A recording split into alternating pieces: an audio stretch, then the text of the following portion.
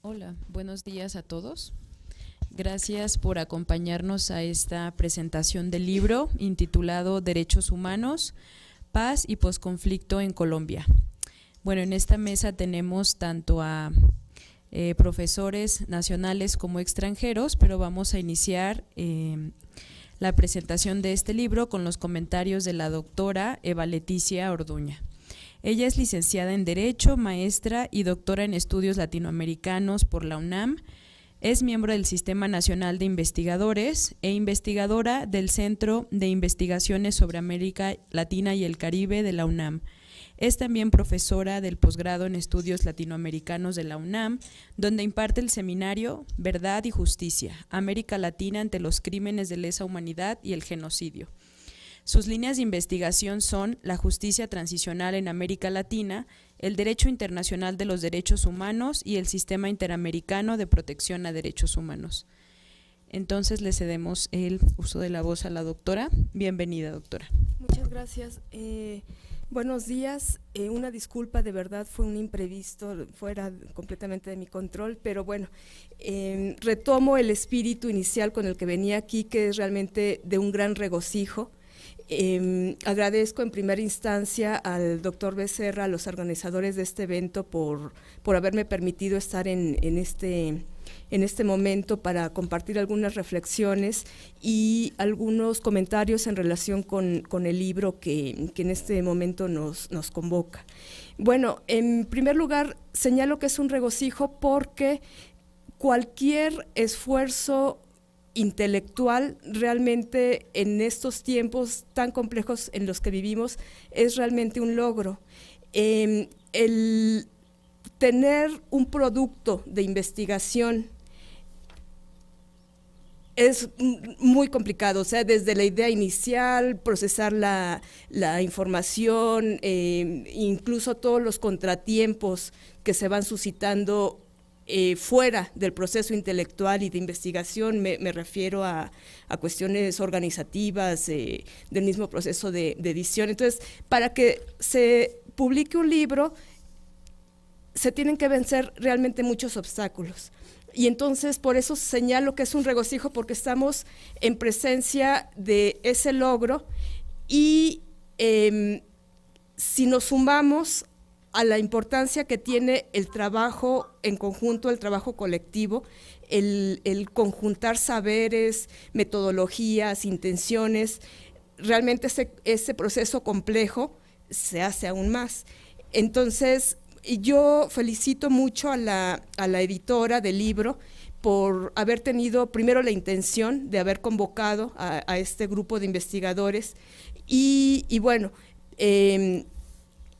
el regocijo para mí es aún más porque el tema que se trata en el libro es realmente de mucho interés para mí y por eso fue realmente muy fructífero haber realizado esta lectura, lo disfruté mucho y bueno, para los que no conozcan el texto, que bueno, creo que se trata precisamente como de invitarlos al acercamiento, quisiera darles un panorama general de la estructura del libro. En primera instancia podemos decir que se compone de dos partes, una primera de análisis comparado y la segunda de reflexiones sobre ya el propio conflicto colombiano y sobre también diversas cuestiones legislativas de políticas públicas institucionales que han hecho como un avance en relación con la justicia transicional en el caso colombiano. Bueno, la primera parte de análisis comparado se compone por 3 capítulos. El primero es sobre procesos de paz de El Salvador, Guatemala y México, del doctor Efrén Chávez aquí presente. El segundo capítulo es sobre los acuerdos de paz de Dayton, que es realizado por el director del Instituto de Derechos Humanos de Lyon, Francia, André Dizdarevic, y el tercero es el proceso de paz en Sudáfrica, que intenta también poner algunos puntos de comparación en relación con Colombia, del profesor Magameti Gabó. Bueno, entonces estos 3 esfuerzos yo también los celebro mucho porque, bueno, es necesario realmente como hacer cruzamiento, que las experiencias que sirven en un ámbito puedan ser puntos de comparación, de divergencia, incluso de discusión o de polémica, pero que siempre sean productivos para otros procesos de otros países. Y bueno, creo que un aspecto importante en relación con la justicia transicional y con todos estos procesos que se han realizado en el mundo, creo que algo, en mi opinión, como un aporte que ha habido desde América Latina, ha sido como la conjunción, el trabajo coordinado, especialmente en lo que respecta a los movimientos sociales, y me atrevería yo a decir que hay incluso como un movimiento social a nivel regional. Entonces, por eso es tan importante también estos análisis comparados. Bueno, especialmente el capítulo 1 y el capítulo 3 retoman 2 aspectos que, en mi opinión, en estos momentos son fundamentales, que es como la revisión del pasado. Irnos de nuevo, o sea, podríamos decir que la revisión del pasado ya está hecha, ya no hay nada más que decir, especialmente si tomamos en cuenta los esfuerzos tan grandes y tan importantes, tan productivos, que se hicieron por las comisiones de la verdad, me refiero a América Latina, que bueno, que es el ámbito en el cual estamos ahorita comentando. Entonces, pero yo tengo una hipótesis que pretendo ir trabajando también en el futuro inmediato en relación con, podríamos ponernos en el contexto de lo que en los últimos años se ha llamado justicia post-transicional. Entonces, ¿esto a qué se refiere? A que la justicia transicional, el concepto, ya está siendo rebasado. Por supuesto, ya rebasamos la etapa de transición, ya no podemos hablar de justicia post-transicional cuando ya históricamente estamos en otra etapa, pero no nada más en relación con el aspecto cronológico, sino también con las condiciones que están habiendo en los diferentes regímenes. Y entonces,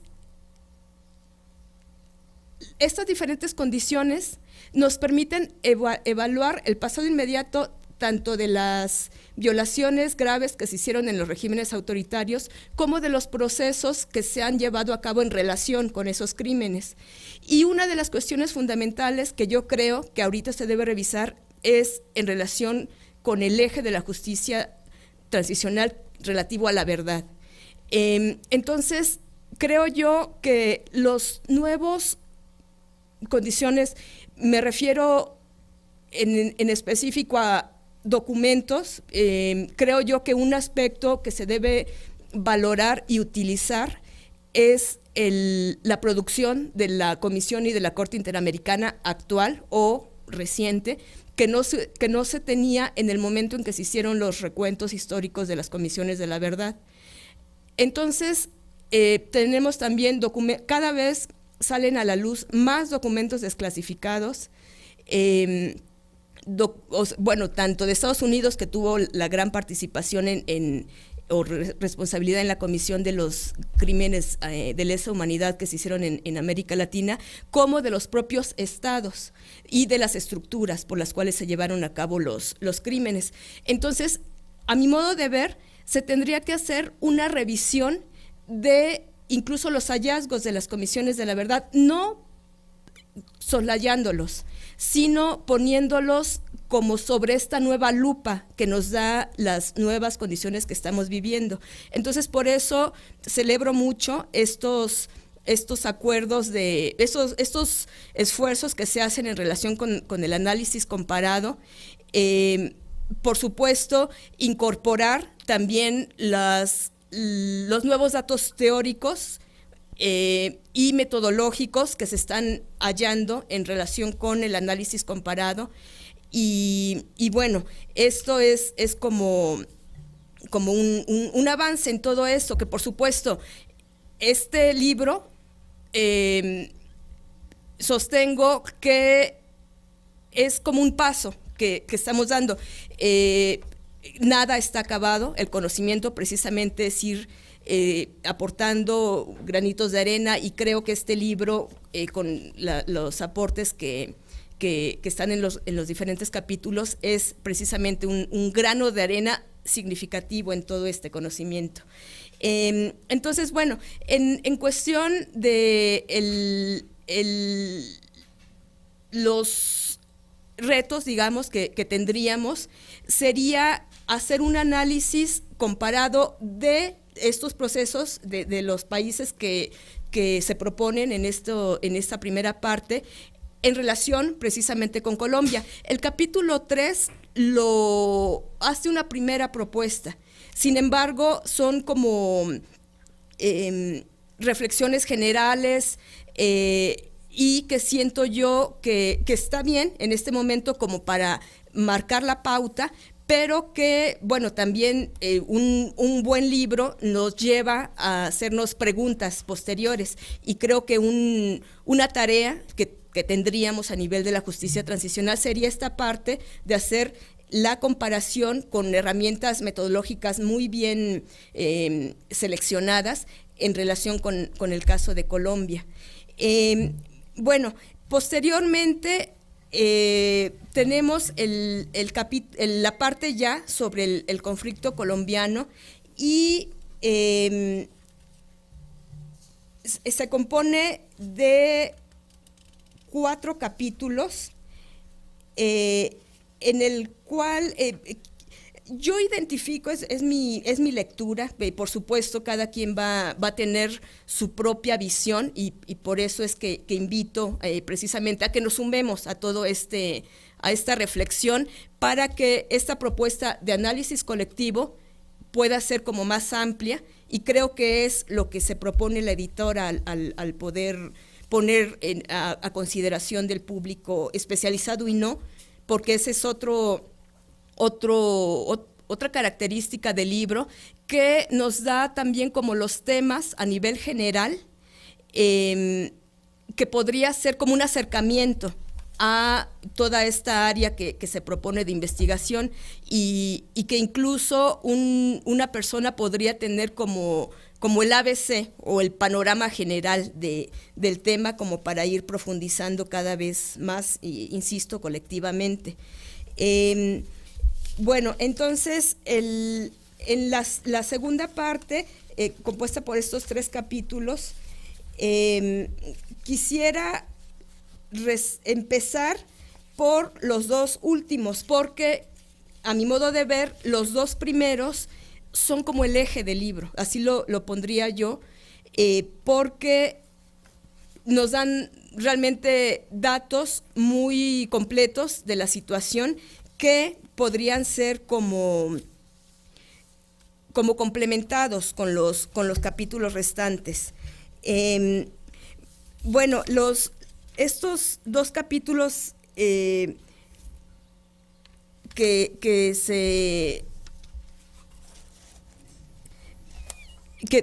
con los que se termina el libro, son sobre medidas de inclusión para una paz duradera, de Alfonso Jiménez Martínez Lascano, de la Universidad de Chiapas, en conjunción con Jaime Alfonso Cubides Cárdenas, que es líder y miembro del grupo de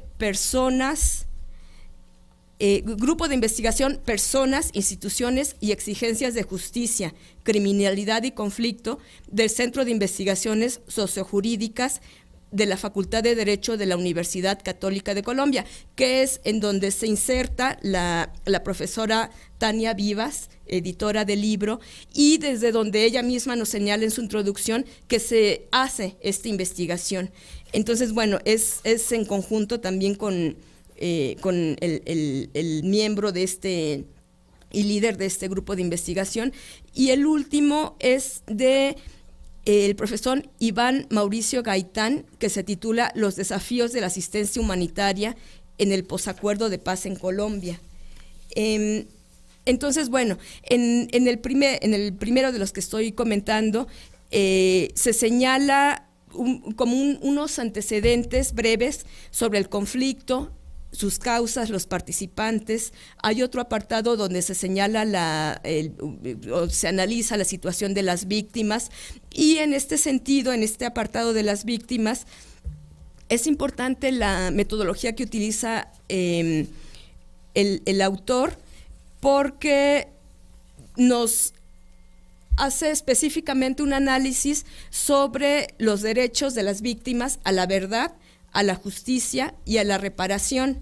En este último, el autor se adhiere al concepto pues actual, o que ha sido más desarrollado, en el cual la Corte Interamericana tiene una gran responsabilidad positiva, por supuesto, que ha sido como el considerar a la reparación mucho más allá de la indemnización, o sea, del puro dinero, sino que conlleve otros aspectos como la restitución, rehabilitación, garantías de no repetición, lo cual es sumamente importante, el patrimonio familiar, proyecto de vida. Y entonces el autor va haciendo un análisis de todos estos derechos. Nos señala también algunas reflexiones en relación al posconflicto, y termina su capítulo con un análisis de la Ley de Víctimas, Ley General de Víctimas de México. ¿Cómo voy de tiempo? 5 minutos más. Sí, bueno, entonces nos señala esto, que podría también tomarse como un aporte en relación con el aspecto comparativo, y bueno, igual es un aporte que el autor hace, pero que una tarea posterior sería igualmente un análisis comparativo con el caso de Colombia. Bueno, en el capítulo 7 se realiza también un análisis del marco legal humanitario, específicamente, o poniendo énfasis, más bien dicho, sobre el derecho internacional humanitario, y se hace también una reflexión sobre la agenda de diálogos acordada entre el gobierno y las FARC, en el que, la conclusión, o sea, bueno, léanlo, o sea, precisamente les doy como una probadita para que realmente se acerquen al texto, pero bueno, les adelanto tal vez el final de la película, que se señala que en ninguno se incluyó de manera específica los asuntos humanitarios, pero bueno, se hace una justificación y se fundamenta realmente la conclusión a la que se llega, y se realiza también un análisis del acuerdo por temas y particularidades de cada uno, y se reflexiona sobre el papel de la ONU, incluyendo el ACNUR, que es uno de las instituciones que se hace una mayor reflexión sobre las organizaciones no gubernamentales y la academia. Bueno, realmente no podré ahondar sobre estos dos capítulos eje, pero bueno, les señalo que realmente vale mucho la pena acercarse a ellos, porque bueno, el primer capítulo hace su objetivo es demostrar que se ha invisibilizado los delitos contra las mujeres por su condición de género, y hace realmente uso de datos muy particularizados y muy extensos, que por eso siento que está muy bien fundamentado este capítulo, sobre y se adhiere hace uso de datos de diferentes instituciones internacionales, nacionales de Colombia, regionales, jurisdiccionales me refiero a la Corte Interamericana, de la Comisión Interamericana, y va haciendo un desglose sobre 3 puntos fundamentales, que es el desplazamiento forzado dentro del marco del conflicto, la desaparición forzada y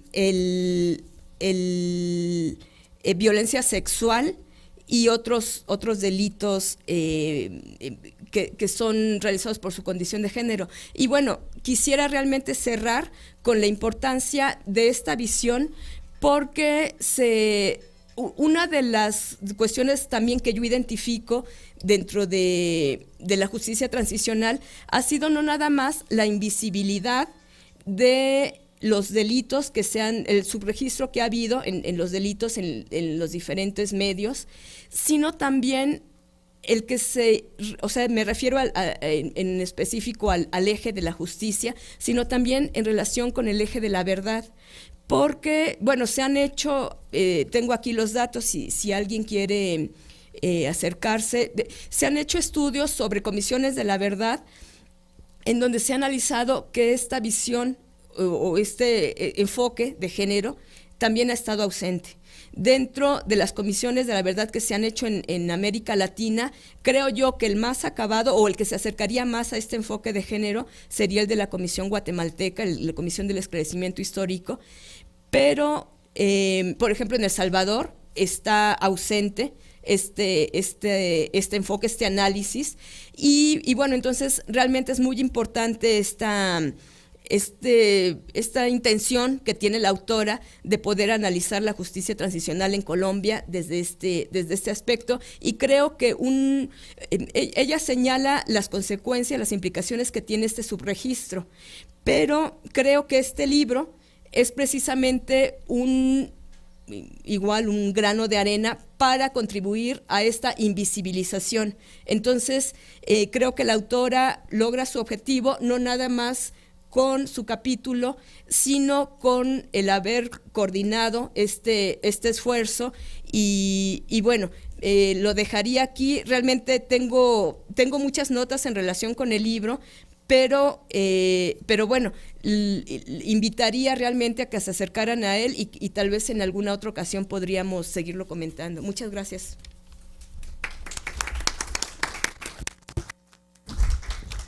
Muchas gracias, doctora Eva.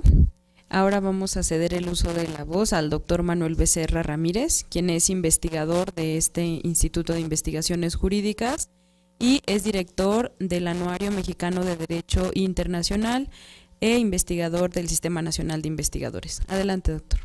Muchas gracias. Bueno, este libro, Derechos Humanos, Paz y Posconflicto en Colombia, es un libro bastante interesante, que, como lo decía la doctora Orduña, podemos hacerle diferentes lecturas. Cada quien puede hacerle la lectura de acuerdo con sus intereses o sus líneas de investigación en el caso de los investigadores. Y precisamente yo le doy una lectura especial, ahorita se las comparto. En principio, como se mencionó, tiene dos capítulos fundamentales. Uno se refiere al derecho comparado o a la casuística comparada. En un primer artículo del doctor Chávez se hace una comparación con El Salvador, Guatemala, y se ve el caso de México.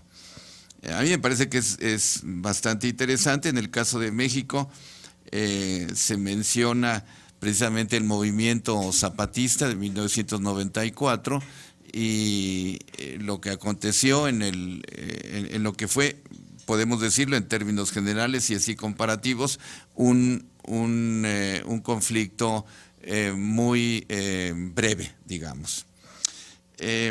Ahí, por eso le decía, cada quien le da la lectura que quiere. Al libro, a mí me parece que son dos cuestiones que me gustaría poner en consideración a partir de la lectura del libro. Una es que estamos viendo el libro y todo lo que acontece, todo lo que se menciona en el libro, en lo que se refiere a Colombia, es como una especie de espejo para lo que sucede en nuestro país. Precisamente en este análisis comparado, uno ve qué es lo que sucedió en Colombia y qué es lo que está sucediendo o ha sucedido en nuestro país. Si en algún momento se decía que México se estaba colombianizando por la cuestión de las drogas, también se puede ver la colombianización desde otra perspectiva, desde la perspectiva de la violencia política. Y a mí me parece que sí es importante el conflicto chapaneco, el conflicto del zapatista de 1994, pero viendo el libro me hace reflexionar que mucho hemos tenido también de otros conflictos en México concretamente. Después de los movimientos estudiantiles del 68, la matanza de los halcones 1971, se produce en México una grave violación de derechos humanos. Grave violación que dura aproximadamente como una década, y de eso todavía no hay un esclarecimiento. Se menciona en el libro, por ejemplo, lo que la Corte Interamericana de Derechos Humanos ha considerado que es necesario para hacer una justicia transicional. Concretamente se ha mencionado, por ejemplo, la Corte Interamericana ha mencionado el derecho inalienable a la verdad. Esta es una de las cosas que, si lo vemos vis a vis Colombia y México, en nuestro país no se ha llegado a esos niveles. ¿Qué es lo que pasó durante esa década que se ha denominado como la Guerra Fría, o mejor dicho, la Guerra Sucia en nuestro país, en el marco precisamente de la Guerra Fría? Entonces, el derecho inalienable a la verdad, ¿qué pasó? El deber de recordar. Esta es otra de las cuestiones que yo creo que en el Estado mexicano no se ha hecho ese ejercicio. Y esto es, si hiciéramos un análisis de carácter psicológico, son de las cuestiones que causan trauma a la sociedad, y tarde o temprano o en determinados momentos siempre surge. Es necesario enfrentarse a la verdad y ver por qué sucedió, qué es lo que pasó. Insisto, cosa que no se ha hecho en el caso México. El derecho de las víctimas a saber, esa es otra cuestión también importantísima. Si ustedes hacen un análisis en el caso de México, todavía hay agrupaciones que andan buscando a sus hijos, a sus familiares. ¿Qué pasó con las víctimas? Todo esto se manifiesta como parámetros necesarios en una situación de posconflicto. Otra idea que a mí me parece que es bastante interesante del libro, y se menciona precisamente en el capítulo, en el artículo de medidas de inclusión para una paz duradera. Me parece que en eso también concuerdo con la doctora Orduña. Es un capítulo bastante interesante que es punto de referencia a todos los demás. Miren lo que dice el artículo. En principio dice, el problema de Colombia no es un problema que surgió hace 50 años y que ya es muchísimo tiempo, ¿no? Y no es un problema de enfrentamiento político entre los liberales y los conservadores. Dice, es un poquito más allá.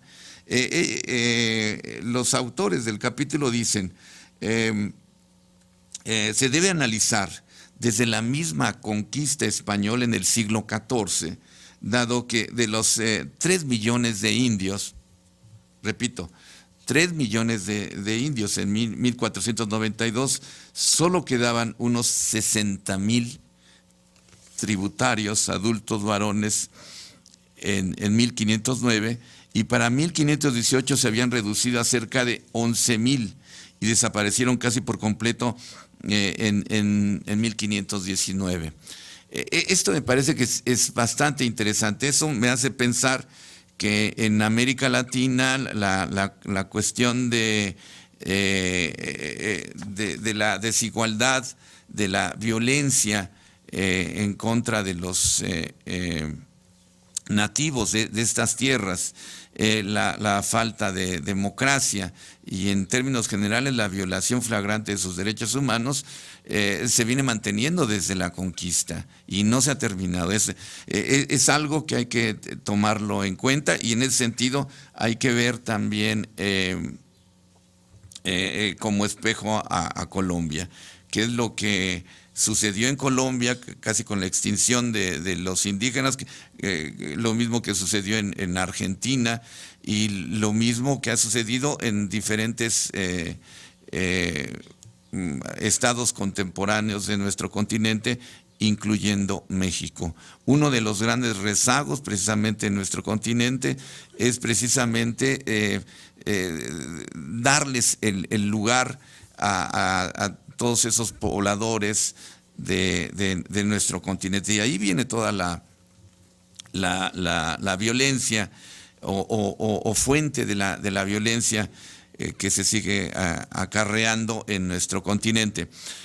Otra de las cosas que plantea, si bien el libro, como lo menciona en algún momento, son reflexiones y análisis que se hacen antes de que se firme ya definitivamente la paz en La Habana, y después de estos intentos fallidos de ponerlo en vigencia, como lo saben ustedes, el primer plebiscito que se hace y que se rechaza, y después lo toma el presidente y se acepta el acuerdo de paz, que todavía me parece que lleva un camino un tanto largo, porque otra de las fuerzas guerrilleras no se ha puesto de acuerdo con el Estado, y falta la aplicación del convenio, que ahí está la cuestión importantísima. Les digo, son 3 aspectos que toca el libro. Es el que se refiere al derecho de las mujeres, que es impresionante ver todo eso, y ahí también discúlpeme, pero también pienso yo en mi país, en México, la violencia hacia las mujeres, la violencia hacia los niños fundamentalmente, y lo que viene después, la justicia a las víctimas posteriores, que es un aspecto fundamental. Pero de aquí para adelante, ¿qué viene? Colombia, si bien les digo, falta la negociación por parte de la otra guerrilla, que es una guerrilla más pequeña, lo que es importante también es llevar a la aplicación. Una de las cuestiones importantísimas, y ahí es donde esperamos que tengan capacidad los colombianos para llevar adelante, es una reforma agraria dentro del territorio, que esa es una de las cuestiones que me parecen importantísimas. Si uno hace, el año pasado, por ejemplo, estuve en Colombia, cuando yo escuchaba a los colombianos, me daba cuenta que la guerra estaba tan metida en el sistema, que tal parecía que la guerra era parte de la normalidad de los colombianos, por lo que se refiere a los aspectos económicos. La economía era una economía de guerra. Eso lo digo simplemente por una anécdota. Alguna persona me decía, no sé qué vamos a hacer si se viene la paz, puesto que mi negocio es hacer uniformes militares. Ya después no los tendremos. Yo creo que es uno de los grandes retos por parte de Colombia, reconvertir la economía de guerra a una economía de paz. Otra de las cosas que me parece que también es necesario como línea de investigación es ver cuál ha sido el factor exterior, es decir, qué ha pasado con todos los intereses extranjeros, que me parece que también son muy evidentes. El haber al haber tenido una marca Guinness de existencia de una guerrilla en nuestro continente, no es tan simple.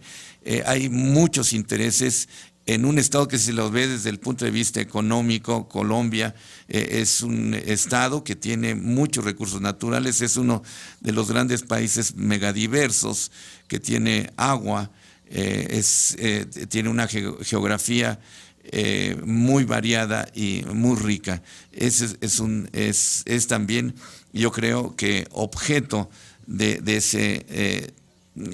esa codicia, no solamente a nivel interno, sino a nivel internacional. Y aquí mi punto es, ¿qué pasa a nivel internacional? ¿Cuáles son los factores externos que se han mantenido en el país y que de alguna manera han lucrado con la guerra. Otra cuestión que me parece también importante es lo que decía la doctora Orduña. El concepto de justicia transicional es un concepto, al final de cuentas, que se creó en la literatura y en los diseños de las universidades extranjeras. Hay que ver entonces cómo funciona en este caso concreto, que no es tan simple. Ya hay un grupo importante, y eso nos va a poder decir la profesora que nos espera quizás en la red. Hay un grupo importante que dice que no va a funcionar la justicia transicional porque no se está de alguna manera juzgando precisamente a los guerrilleros o al grupo de paramilitares, y también la situación de las drogas. La última reflexión que haría sobre el libro, que es muy importante y es recomendable su lectura, porque de esa manera nos podemos dar cuenta qué es lo que va a suceder en nuestro continente. Es decir, México de alguna manera y Colombia están unidos por la cuestión del narcotráfico en este momento. En una Colombia de paz, en una Colombia de reorganización de la economía, algo también va a suceder con el narcotráfico, y eso trae una consecuencia hasta nuestro territorio también, ¿no? Todavía es fuerte la producción de drogas en Colombia, y nosotros somos, es decir, los carteles mexicanos son los que comercializan con Estados Unidos. Al final de cuentas, por eso yo insistía en la posición de qué pasa con los actores externos. Al final de cuentas, los Estados Unidos son los más grandes y consumidores de drogas, y los grandes productores del dinero que se va a nuestros países. El libro, entonces, es muy, muy recomendable. Excuso decirles que tuve oportunidad de leerlo antes de que se publicara y posteriormente, y sigo encontrándole datos interesantes que pueden ser punto de partida para otras investigaciones. Entonces, mis palabras solamente son para animar a que se acerquen ustedes a esta obra, ya de por sí muy valiosa por su publicación en el momento oportuno. Muchísimas gracias.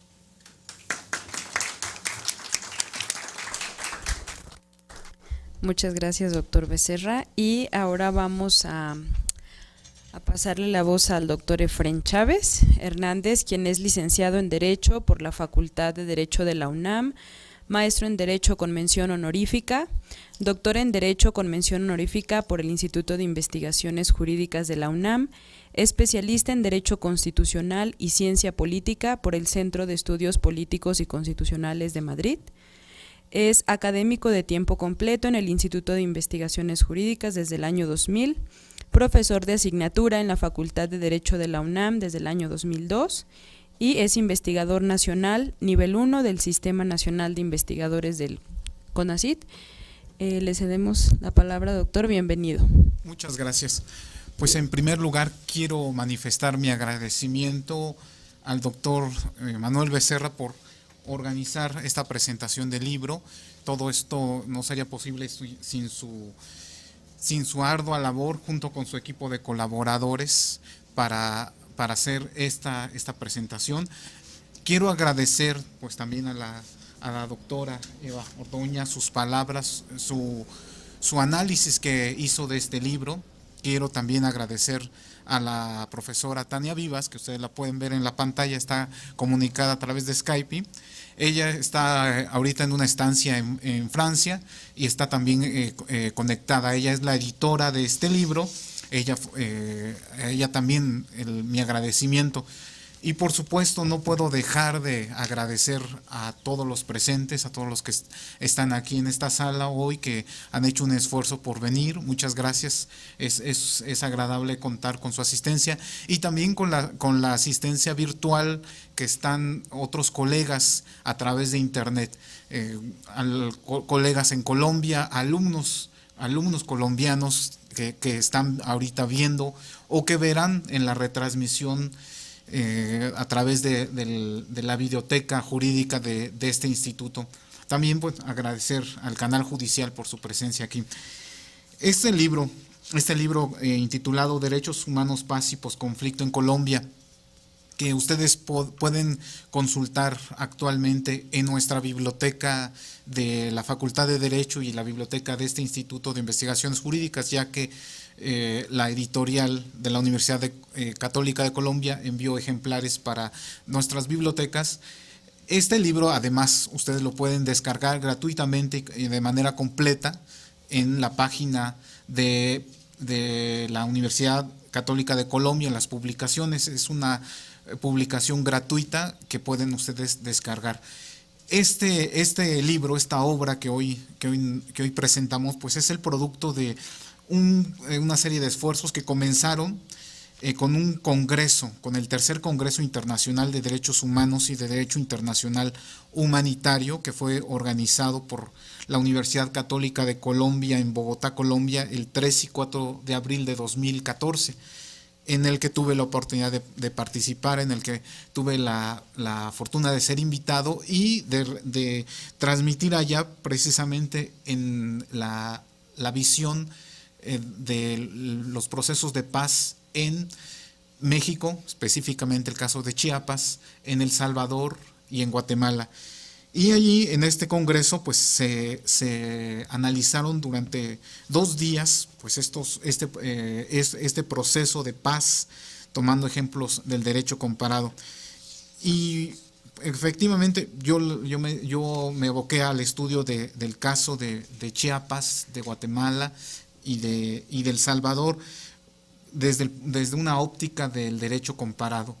Como ustedes saben, el derecho comparado es una técnica que nos permite encontrar semejanzas, diferencias y a partir de ahí sacar conclusiones para mejorar o para entender, para mejorar nuestras instituciones o para entenderlas, para entender mucho de lo que ocurre o de lo que puede ocurrir. Yo analicé el caso de Chiapas, que ustedes lo conocen, por eso no lo mencionaré. El caso de Guatemala, que también fue un caso interesante, el caso del Salvador, el conflicto salvadoreño ocurrido entre 1980 y 1992, un conflicto de 12 años de duración entre la Fuerza Armada del Salvador, el FAES, y las fuerzas insurgentes del Frente Farabundo Martí para la Liberación Nacional, el FMLN. ¿Qué produjo este enfrentamiento? 80,000 muertos, la mayoría civiles, 550,000 desplazados internos, 500,000 refugiados y 8,000 desaparecidos. O sea, veamos la magnitud de este conflicto de El Salvador, que culminó mediante los acuerdos de paz de Chapultepec, el 16 de enero de 1992, firmados entre el gobierno de El Salvador y el Frente Farabundo Martí para la Liberación Nacional en el Castillo de Chapultepec, México. En este proceso participó la Organización de las Naciones Unidas y muchos grupos de países que se organizaron, y bueno, México le tocó ser anfitrión de estos acuerdos de paz. El conflicto de Guatemala, bueno, se desarrolló durante 36 años, fíjense, decíamos 12 años de El Salvador, 36 años en Guatemala, 1960-1996, y se dio este enfrentamiento entre el gobierno de Guatemala junto con las patrullas de autodefensa civil y militantes de la Liberación Nacional, por un lado, y por el otro lado, la denominada Unidad Revolucionaria Nacional Guatemalteca, que fue formada por el Partido Guatemalteco del Trabajo, el Movimiento Revolucionario 13 de Noviembre, las Fuerzas Armadas Rebeldes, el Ejército de los Pobres y la Organización Revolucionaria del Pueblo en Armas. Fíjense, aquí participaron muchos actores y fue que un conflicto que dejó como saldo 200,000 muertos, 45,000 desaparecidos y 100,000 desplazados, según el informe de recuperación de la memoria histórica. Este conflicto concluyó con el acuerdo de paz firme y duradera entre el gobierno de Guatemala y la Unidad Revolucionaria Nacional Guatemalteca del 29 de diciembre de 1996. En este conflicto participaron como mediador el denominado Grupo Contadora, una instancia multilateral establecida por los gobiernos de Colombia, México, Panamá y Venezuela en 1983. Bueno, son casos interesantes. ¿Y qué encuentro de semejanzas y diferencias entre estos tres conflictos? Por un lado, la ubicación, estos tres conflictos que me tocó analizar, encuentro que en su historia, y si nos remontamos a la historia prehispánica, perdón, a la historia colonial, más bien, estos tres territorios, El Salvador, Guatemala y Chiapas, formaban parte de la Capitanía General de Guatemala o el Reino de Guatemala. Recordemos, las Chiapas no formaban parte de la Nueva España. Entonces, estos tres lugares, El Salvador, Guatemala y Chiapas, eran del Reino de Guatemala o la Capitanía General de Guatemala. En los tres hay una protesta contra la pobreza y la falta de libertades. O sea, vemos también qué características tienen esto, pues una protesta contra la pobreza. En Guatemala y en Chiapas la población indígena es considerable, ¿sí? Casi una tercera parte de la población. En los tres casos se generó un alto número de desplazados quienes tuvieron que migrar a otros lugares en lugar de paz, en busca de paz. Y también tanto en Guatemala como en El Salvador fue fundamental la participación de organismos internacionales en el proceso de paz. ¿Qué diferencias encuentro? Pues la duración de la guerra, por ejemplo, que en Guatemala fueron 36 años, 12 años en El Salvador y 3 en Chiapas. Formalmente la guerra en Chiapas duró solo 3 años, formalmente. Claro, el conflicto duró más, como sabemos, y es algo que incluso todavía no se ha resuelto completamente. El saldo en número de decesos, como ya les mencioné, fue mayor en Guatemala, 200,000 muertos, 80,000 en El Salvador, y en México 1,000, de acuerdo con el informe del Ejército Zapatista, fueron 1,000 los fallecidos. En Guatemala y en El Salvador se establecieron comisiones por la verdad que investigaron los hechos ocurridos. En México no. Curiosamente, en México no. Hay una comisión por la verdad para este caso. En Guatemala y en El Salvador, al firmarse la paz, los grupos en conflicto se convirtieron en asociaciones o en partidos políticos. Esto es interesante. ¿Cómo se encauzó eso? Esos movimientos en épocas de paz mediante la participación política. En México, el EZLN, como ustedes saben, se resiste a participar en la vida política. Bueno, esa es una reflexión. Y va a tener una candidata a la presidencia. Pues, veremos, pero ¿qué tanto ha querido? Se ha resistido a participar. Pero estos tres casos no son los únicos. Para ir concluyendo, déjenme mencionarles que el profesor Vicent Fisas de la Escuela de Cultura de Pau de la Universidad Autónoma de Barcelona, en el Anuario de Procesos de Paz de 2016, hace un recuento de 117 conflictos en el mundo existentes desde los años 80 hasta finales de 2015, que es cuando se emite este informe de Anuario de Procesos de Paz 2016. De 117 conflictos en el mundo, solo 61 habían finalizado. O sea que todavía existen muchos. De los que concluyeron, el 77% lo hizo mediante un acuerdo de paz. El 6% no hubo un acuerdo de paz formal, pero se concluyó el conflicto. y el 16.4% con la victoria militar de alguna de las partes. ¿Qué significa? Que el camino del diálogo es un camino importante para la resolución de conflictos, pero hay todavía muchos conflictos vigentes que menciona este profesor.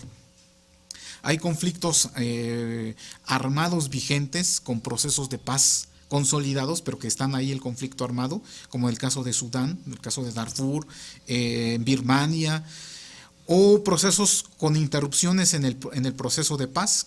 Son conflictos vigentes armados, como el caso de Etiopía con la ONLF, el caso de Sudán, el caso de Libia, en Filipinas, en India con Assam, en Pakistán con Baluchistán, en Tailandia en el sur, o hay conflictos armados que no han habido negociaciones en los últimos años, como en el caso de Argelia, en el caso de Nigeria con Boko Haram, en Somalia, en Filipinas.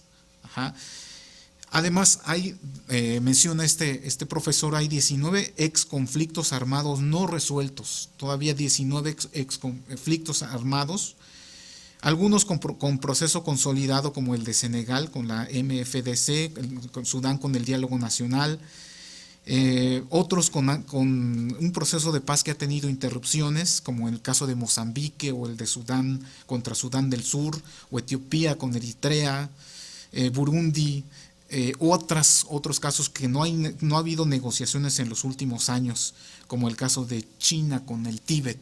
Ajá. Son conflictos o ex conflictos armados, que ya no son armados, pero que todavía no se han resuelto.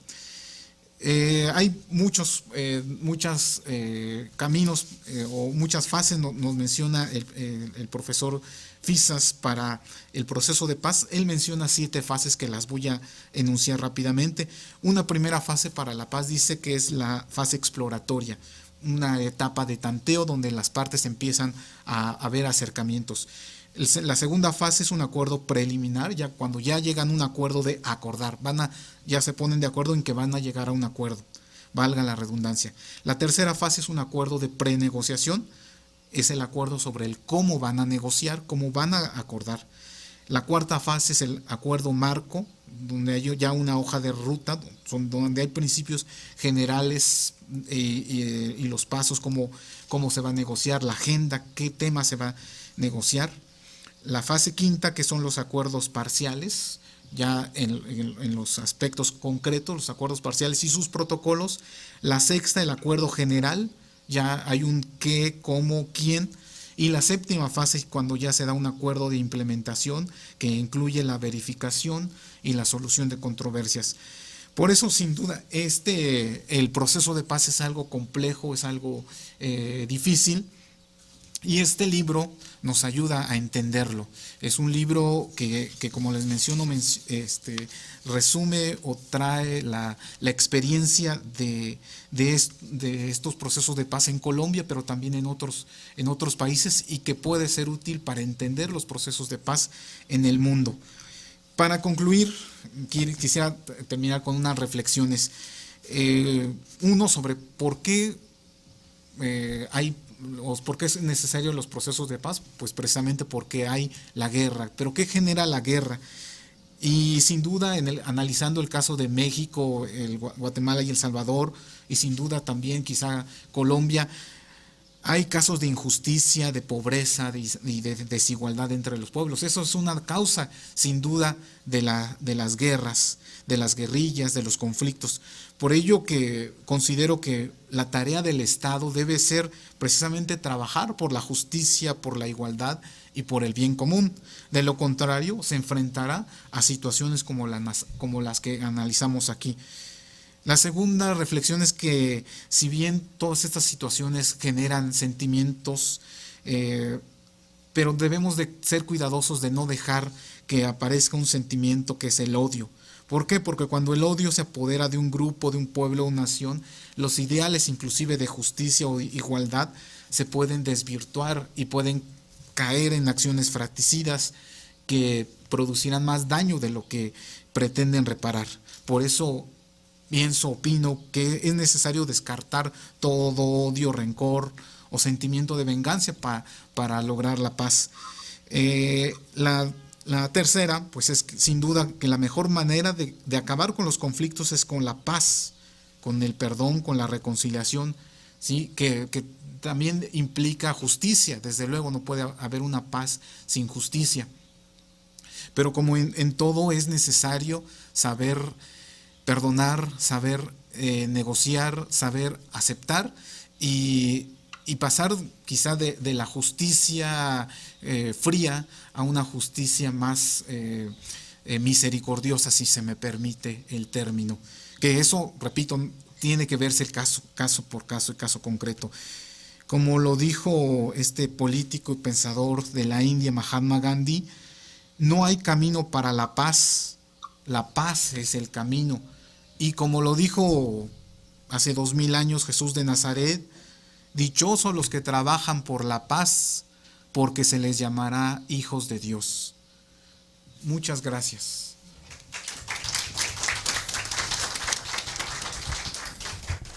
Muchas gracias, doctor Efrén. Ahora voy a hacer una breve presentación de alguien que nos acompaña de manera virtual. Es la profesora Tania Vivas Barrera, quien es abogada y especialista en Derecho Constitucional de la Universidad Nacional de Colombia, magíster en Derecho Público de la Universidad de Lyon III, Jean Moulin, doctoranda en Derecho Público en la Universidad de Pau, Aquitania, Francia, profesora e investigadora de la Facultad de Derecho de la Universidad Católica de Colombia. Bienvenida, profesora, tiene el uso de la palabra. Buenas tardes en México. Aquí en Francia ya son noches, estamos ya cerca de las 7:30 de la noche. Para mí es un gusto poder compartir con ustedes desde tan lejos. Gracias al profesor Manuel Becerra por la organización del evento, a la doctora Eva Leticia Orduña porque pues veo que se leyó absolutamente todo el libro, y a Efrén, que fue el que movilizó todos los esfuerzos en México. Yo quería comenzar señalando lo mismo que dijo la profesora Eva, de lo difícil que es realizar una obra colectiva, porque bueno, cuando hace uno un libro y uno es el único autor, digamos que está discutiendo consigo mismo y con varios autores, pero cuando se trata de coordinar esfuerzos de varios autores, en este caso eran 9 autores que estaban en 3 países distintos, y esforzarse para que todos escriban con unas normas editoriales precisas que pide la universidad y sobre un tema que se propuso, pues no fue fácil. Todo el esfuerzo inició en el Congreso de Derechos Humanos que se hizo en Colombia en el 2014, y posterior a eso se invitó a los ponentes a escribir, porque pues bueno, participar en un congreso es otra cosa, y escribir las palabras y los pensamientos que uno tiene pues es otra, es mucho más complejo escribir que hablar, y el proceso duró prácticamente un año. Acordar que uno escribir en su lengua, y dentro del libro hay un capítulo en francés de un profesor de Andes Dizarevich, que profesor director del Instituto de Derechos.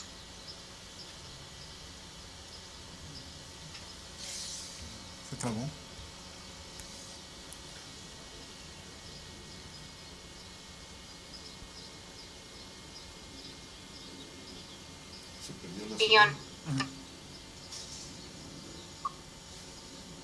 ¿Sí, ¿se me escucha? Sí, hay un problema con la conexión. Y pues, como decía la doctora, ¿cuál es el propósito de escribir una obra colectiva?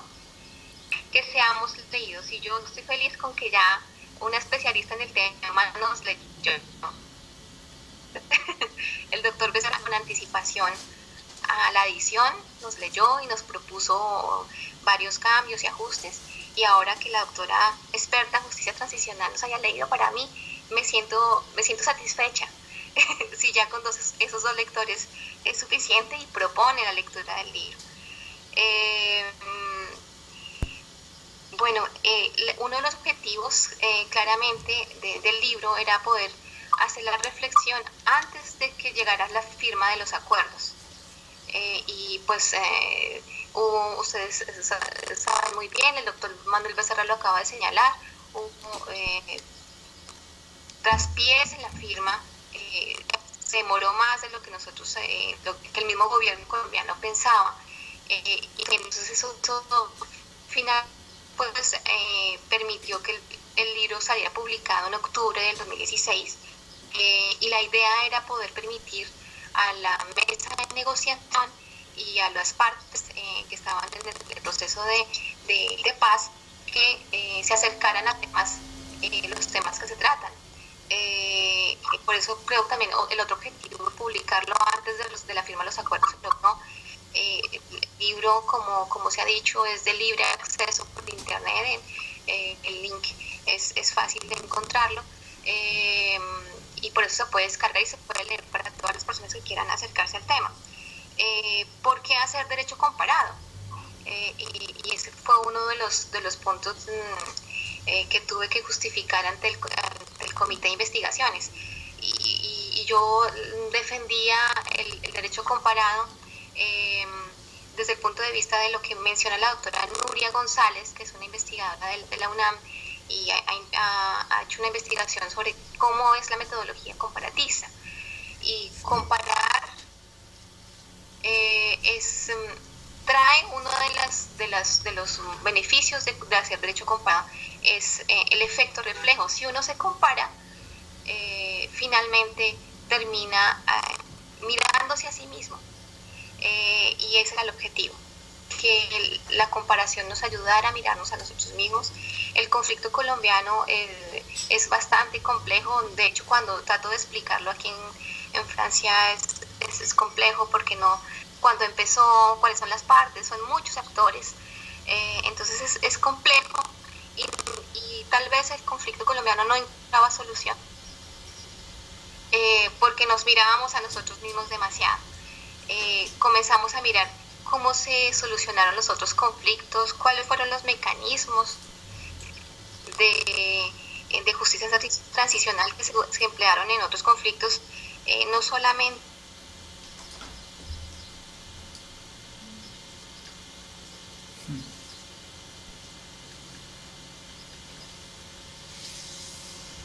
sí, se me congeló la imagen aquí. ¿Me escuchan? Sí, adelante. Ok. Se proponía, pues, uno de los, digamos, de los ejemplos más fructíferos en el proceso de justicia transicional es el del sudafricano, y ello conllevó una reforma constitucional, hicieron una nueva constitución, y es un proceso que, digamos, puede llamar exitoso.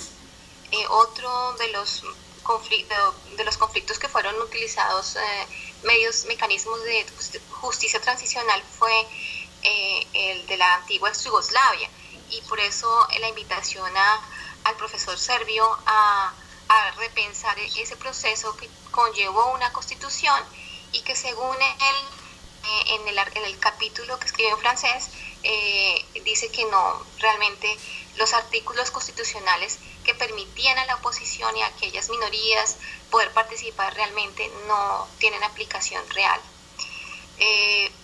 Entonces se utilizaron esos dos ejemplos de derecho comparado lejano, pero el objetivo de repensarnos a nosotros mismos, de que el sur se piense al sur y no con referencia solamente al norte, pues llegó a la invitación de mi querido amigo Efren, que nos conocimos aquí en Estrasburgo cuando hacíamos un estudio, un curso de derecho comparado. Y yo le dije, pensémonos a nosotros mismos, y le propuse que comparara México con otros conflictos centroamericanos. Entonces él llegó a la conclusión que ahorita les presento. La segunda parte del libro, pues son específicamente autores colombianos. Tenemos un invitado que es el profesor Alfonso Liscano, pero la idea, como lo dijo bien la doctora Eva, era mostrar esos delitos que parecen invisibles. O sea, realmente hablamos de desplazamiento, hablamos de víctimas de minas antipersonales, pero no hablamos y hablamos muy poco de las violaciones de derechos humanos en contra de las mujeres, y esa invisibilidad se veía incluso en los delegados en La Habana. Luego de una denuncia que se hizo por parte de las organizaciones civiles, se incluyó en la mesa delegados de la Mesa Nacional de Mujeres, pero antes de que se hiciera esa denuncia, pues no existían delegados en La Habana para hablar sobre el conflicto en lo que tocaba a la violencia contra las mujeres. Entonces pensar a las mujeres y pensar a los niños, porque si se revisa en los informes de Colombia y de organizaciones que están en Colombia, pues el dato de mujeres no existe. Y por eso la doctora Eva decía, el capítulo que escribo con el profesor Bernardo Pérez es rico en datos porque realmente nos tocó buscarlos debajo de la tierra. Y no hay datos analizables, entonces los buscamos, pero hay un subregistro de los datos porque efectivamente las mujeres no denuncian y porque desde el año 2015 para atrás, pues no se creía que las mujeres fueran verdaderas víctimas. Contaban como victimarias. El número de mujeres en las FARC también no tenemos los datos ahorita. Sí existen algunos datos de cuántas mujeres hay precisamente por la explosión de embarazos en los centros de concentración de las FARC. Pero el dato de mujeres es incierto, no hay datos precisos.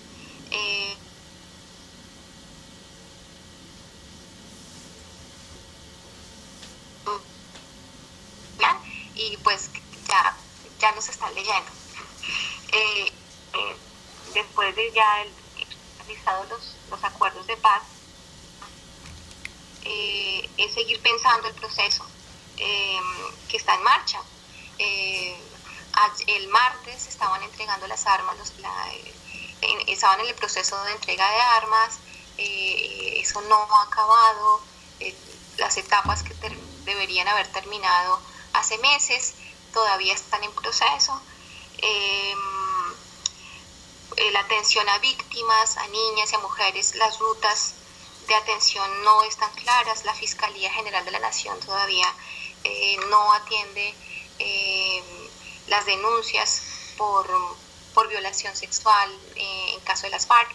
Todo el proceso de la Justicia Especial para la Paz va a tener, que en este momento se encuentran nombrando los magistrados, va a tener que tocar todos estos temas que son finalmente delitos crímenes contra la humanidad y delitos de guerra, y va a tener que revisar si se trata de posibles exclusiones a todo el proceso de las FARC. Bueno, yo quería tocar también, gracias, el tema que decía el doctor Becerra. Pues nos hemos acostumbrado a la guerra, pareciera que nos hemos habituado en la economía y la cotidianidad en Colombia pareciera estar acostumbrada a la guerra, porque hemos vivido, pues yo desde que nací existe el conflicto. Entonces hay que repensar eso, pensarlo de nuevo con ayuda de colegas como el FREN, con el doctor Manuel Becerra, en próximas oportunidades de pronto con la doctora Eva, repensar cómo podemos salir del camino de la guerra y encontrar el camino de la paz. En Colombia se habla de comerse sapos, hay que comerse sapos, a los opositores no les agradaba ver libres a guerrilleros que estaban en la cárcel, que ya están en proceso de excarcelación, y pues para lograr la paz hay que perdonar, y no se trata de olvidar, pero sí de perdonar. El libro, por último, yo quería mencionar cómo abre el libro. El libro hace una mención al Eclesiastés, donde pues se habla de que todo tiene un tiempo bajo el cielo. Tiempo de nacer, tiempo de morir, tiempo de matar, tiempo de curar, tiempo de destruir y tiempo de edificar, tiempo de hacer duelo y tiempo de edificar, tiempo de callar y tiempo de hablar, tiempo de guerra y tiempo de paz. Confiamos en Dios que el tiempo de paz llegue a Colombia, aunque se demore, porque es un proceso, que llegue el tiempo de paz. Bueno, a todos muchas gracias, muy amables. Muchas gracias, doctora Tania, por el desvelo que está pasando y compartiendo con nosotros la mesa.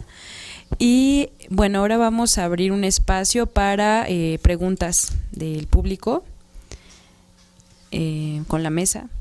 ¿Alguien tiene algún comentario, pregunta? Yo creo que muchos, anímense. Yo creo que ese es un problema de la justicia transicional o es un reto para la justicia transicional porque y creo que metodológicamente y teóricamente se tiene que hacer como un límite o una contención, porque en la actualidad cuando se escucha justicia transicional se quiere relacionar con todo el universo de violaciones a los derechos humanos. En mi opinión, técnicamente no tendría que ver con la justicia transicional el narcotráfico. Tal vez en donde sí tendría que ver sería en este entramado que hay. Yo me especializo en el caso de Guatemala y ahí es muy claro cómo los grupos de poder del pasado inmediato, los represores, especialmente los insertos en las Fuerzas Armadas, ahora muchos siguen dentro del poder político, pero los que han abandonado el poder político siguen con el poder económico en colaboración con los grupos del narcotráfico y utilizan, perversamente, lo digo del sentido perverso, sus conocimientos, sus técnicas, sus recursos, este cúmulo de aprendizaje que tuvieron durante el conflicto bélico y lo ponen al servicio ahora de estas actividades criminales. Ahí es donde yo creería que sí tendría que ver la justicia transicional. Pero bueno, eso es una pregunta muy interesante porque creo yo que no se puede responder así de fácil, sino que es como uno de los dilemas que ahorita tiene que encarar este campo de la justicia transicional y donde pues precisamente nuestra tarea es como abrir el debate o poner todas estas preguntas sobre la mesa. Bueno, es complicada la pregunta, pero hay que enfrentarla. Desde el punto de vista teórico parecería que no. Lo que estamos viendo de la justicia transicional, como se menciona, es que viene después de una grave violación de derechos humanos o conflictos internos, que viene después de cómo se reconstruye el Estado, cómo se juzga precisamente a todos los violadores de derechos humanos. Aquí lo que está sucediendo en Colombia es que se va a juzgar a todo el mundo, inclusive a los guerrilleros, al ejército y por supuesto a los paramilitares. Por eso teóricamente es difícil. Porque en el caso de México no estamos en un enfrentamiento entre el Estado y digamos el pueblo. Aquí son bandas de narcotraficantes que están cometiendo delitos en frente del gobierno. Pero para enfrentar también el asunto hay que ver que se están cometiendo muchas violaciones de derechos humanos. Y hay que decirlo también, muchas de esas violaciones son por parte del gobierno, es decir, de las Fuerzas Armadas, y eso lo vamos a ver posteriormente. Entonces hay cierta responsabilidad por parte del gobierno. Ojo, por supuesto hay que probarlo, pero si ustedes ven las resoluciones por parte de la Comisión Nacional de Derechos Humanos, en donde ha habido violaciones de derechos humanos por parte inclusive de los militares, eso, en el caso de que logremos definitivamente la pacificación, se tendrá que poner en la mesa de las discusiones. Es decir, habrá una justicia transicional. ¿Qué pasó ahí? Como estamos viendo, hay que juzgar, hay que enfrentar con la verdad qué es lo que sucedió. En fin, todas las consecuencias y resarcimiento de daños, perjuicios, etcétera, etcétera, todo lo que conocemos como violación de derechos humanos y sus consecuencias. Entonces, el asunto no se puede comparar directamente. Sin embargo, las consecuencias de este conflicto sí tendríamos que verlo desde un matiz de justicia transicional. ¿Alguna otra pregunta?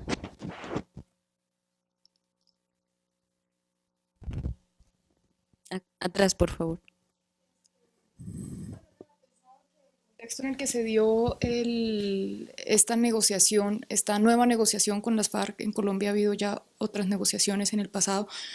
Supongo que también eso es un ejercicio que haremos más adelante, ¿no? Comparar con nosotros mismos, o sea, nuestras diferentes negociaciones de paz en Colombia, porque esta se da justamente en un momento en que Colombia hay una mayor exigencia tanto interna como externa, una mayor exigibilidad internacional, pero yo creo que también una mayor exigencia interna en torno a los derechos, ¿no? En torno a los derechos humanos justamente.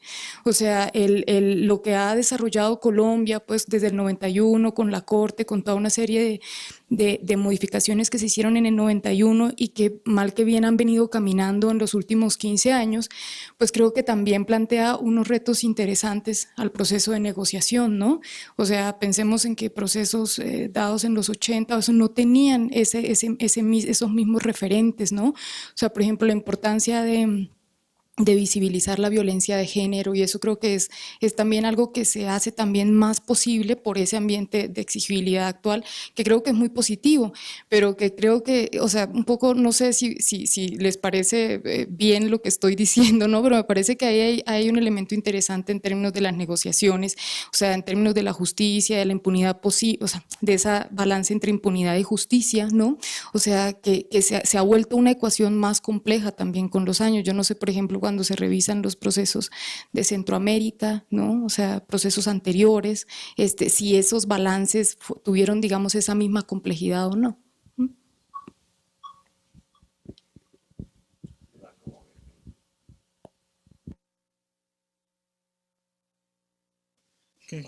¿Para quién?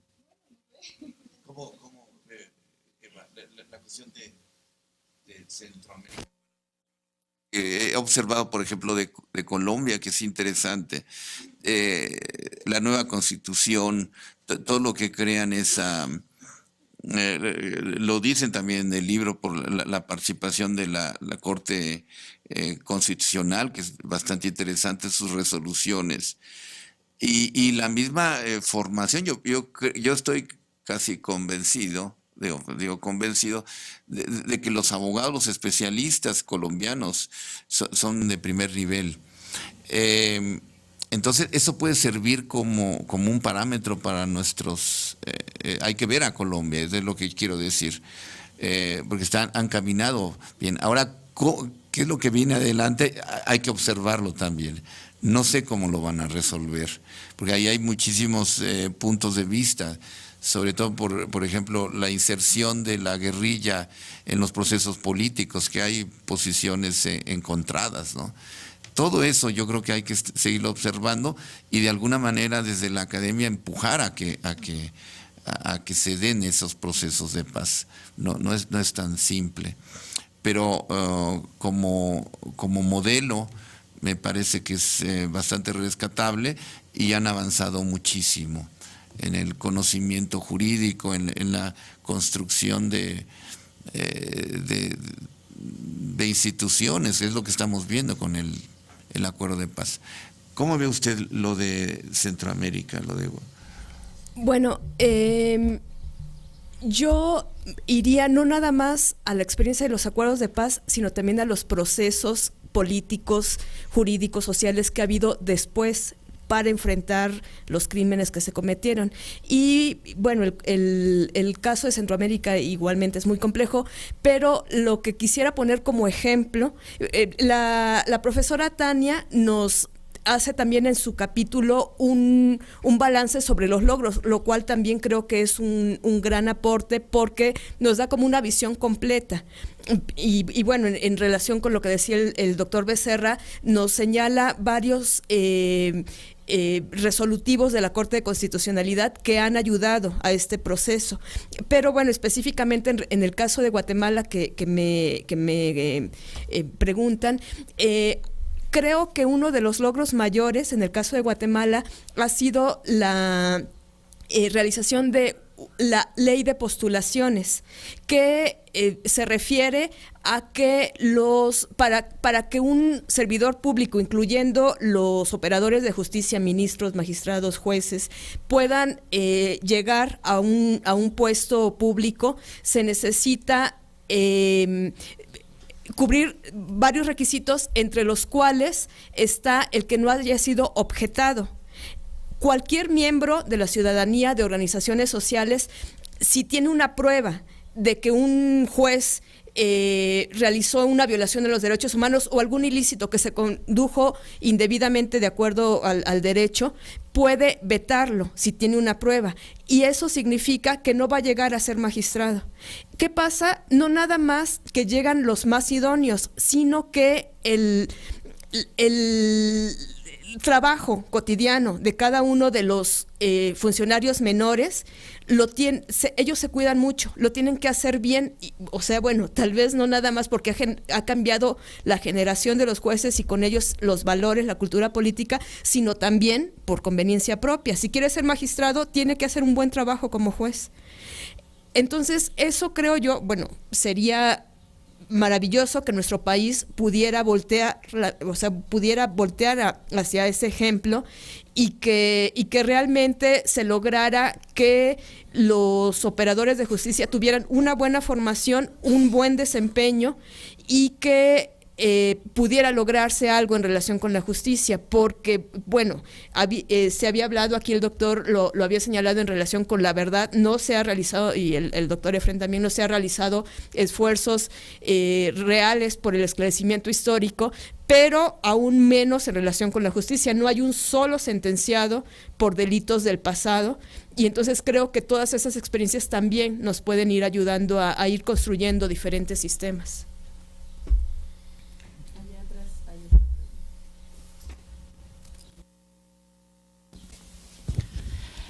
Buenas tardes, yo tengo dos preguntas, una para la profesora Tania, sobre qué lectura hace ella de las modificaciones que se introdujeron al acuerdo a propósito de la renegociación con los gerentes de la campaña del no en relación con el enfoque de género. Porque hubo cambios sustanciales en el acuerdo, sobre todo porque varios delegados del Comité del No sugirieron o propusieron de forma vehemente sustituir el enfoque de género por enfoque de derechos de la mujer, y pues digamos que eso terminó permeando de manera transversal el acuerdo. Entonces no sé si usted, profesora, pudiese darnos algunas luces sobre su opinión al respecto, y en particular si usted cree que esa sustitución en términos de lenguaje también merma o hace mella en el espíritu del acuerdo, en el sentido de reconocer el enfoque de género como un principio transversal. Y mi segunda pregunta es más una reflexión para el doctor Becerra y la doctora Orduña sobre el uso de la justicia transicional en el contexto mexicano. Yo vengo trabajando desde hace un año como en esa idea, rodeándola un poco, y mis conclusiones han sido que depende mucho de cómo entendemos el discurso de la justicia transicional. Si vamos a entender a la justicia transicional como un discurso rígido que contiene una serie de fórmulas precisas para hacer lecturas del pasado y poder generar formas de accountability para fortalecer el Estado de Derecho, pues seguramente ahí no habría una aplicación posible de ese discurso en el contexto mexicano. Pero cuando uno se va como a leer un poco más literatura crítica sobre la justicia transicional, un poco la idea es que como como un discurso democrático y pensado también desde el sur y descentrado, implica, entre otras, reconocer que es un mecanismo útil, no solamente para hacer una transición política del conflicto a la paz o de la dictadura a la democracia, sino también para estados que son profundamente autoritarios, como, según mi lectura, es el Estado mexicano, y que no tienen o que tienen institucionalizados mecanismos que impiden ejercer ese control ciudadano efectivo frente a las actuaciones del Estado, entre otras del ejército mexicano. Entonces, mi pregunta es, ¿por qué no pensarnos en esa lectura en México? Máxime cuando hay una profunda crisis en relación con la idea de Estado de Derecho en México y con la democracia, y además hay probados de sobra abusos y graves y sistemáticas violaciones a derechos humanos, no solamente cometidas por el crimen organizado, sino por el mismo Estado mexicano a través de sus policías y su ejército. Y eso, entre otras cosas, creo que implicaría revisar la misma experiencia mexicana, por ejemplo, en las mismas intenciones de Fox en el 2000, ¿no? Esta promesa con la que gana Fox la presidencia, diciendo, bueno, yo voy a hacer este control efectivo a lo que hizo el PRI, al menos del 68 en adelante, que fue una promesa rota, y luego Calderón le declara la guerra a las drogas, y es una guerra que, aun cuando no se vive en la ciudad, como pasaba en Colombia, lo que dicen los testimonios y las organizaciones que recopilan datos es que eso sí se vive como una guerra en el territorio, en la región. Entonces, bueno, más esa reflexión para preguntar por qué no intentamos pensarnos también una lectura más abierta de ese discurso para el caso mexicano. Gracias.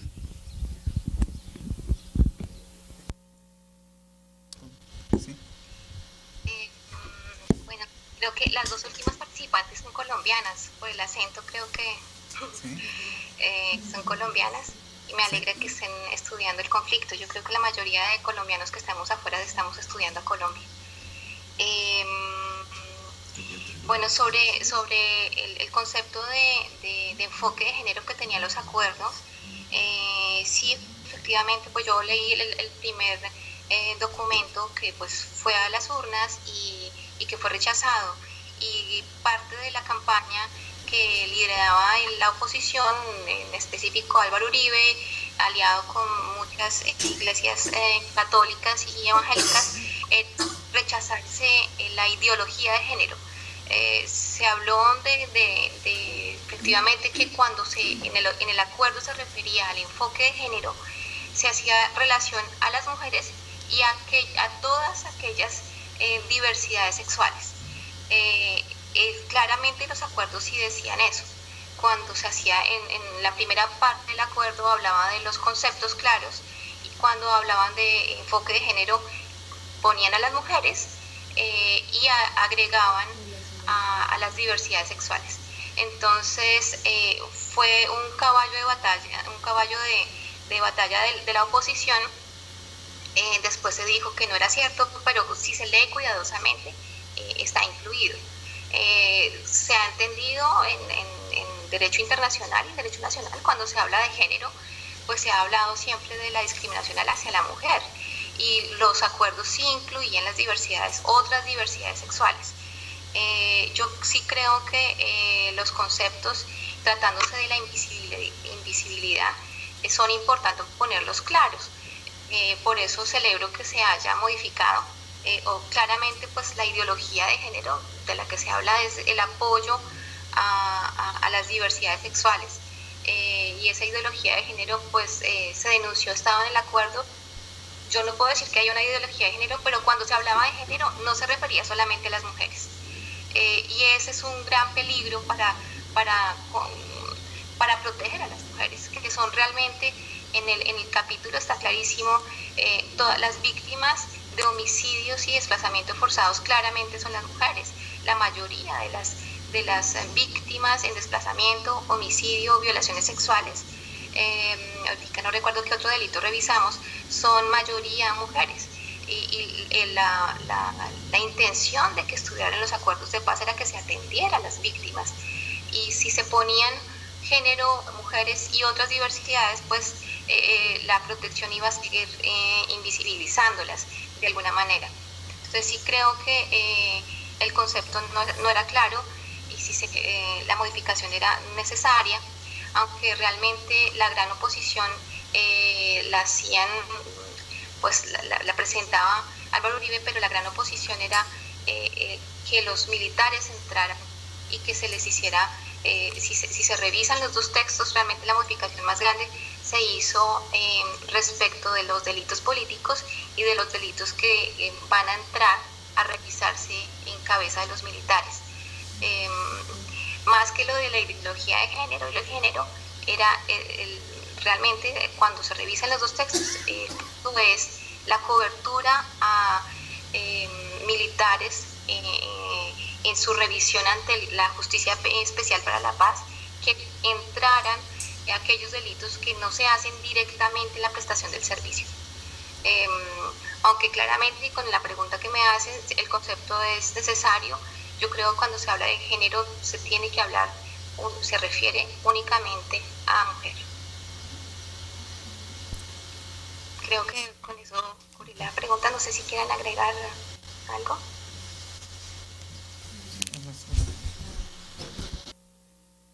Respecto de lo último, una lectura más abierta a la cuestión de la justicia transicional en el caso de México, estoy de acuerdo, y en ese sentido también yo diría que hay mucho rezago. Simplemente yo mencionaba la cuestión de la guerra sucia en la década de los 70 y que tenemos manifestaciones después en la Corte Interamericana.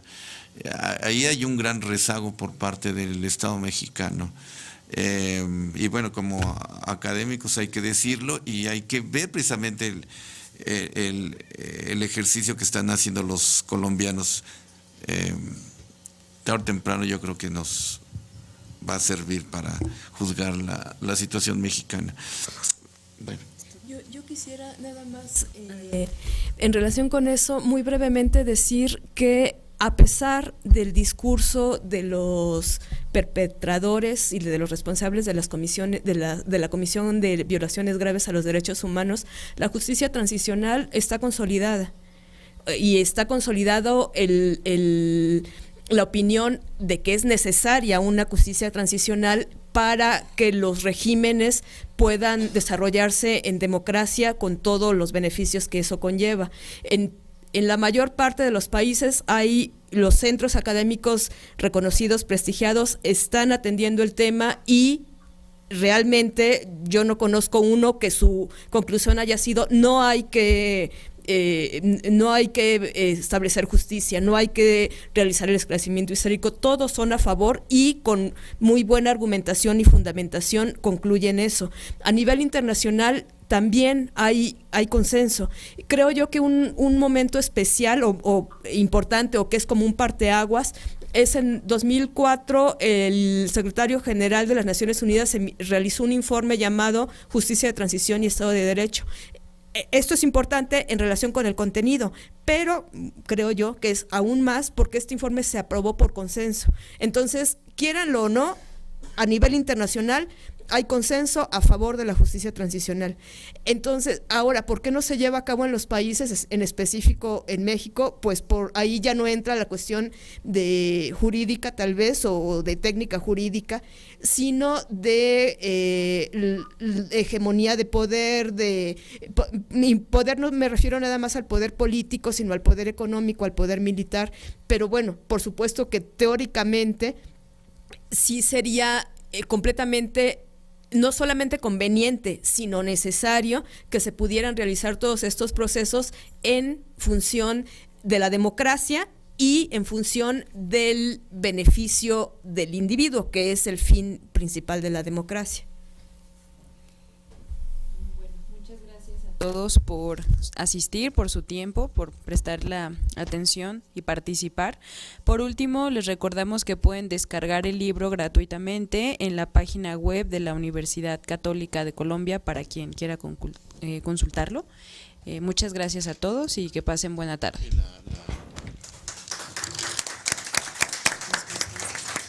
Bueno, vamos a hacer...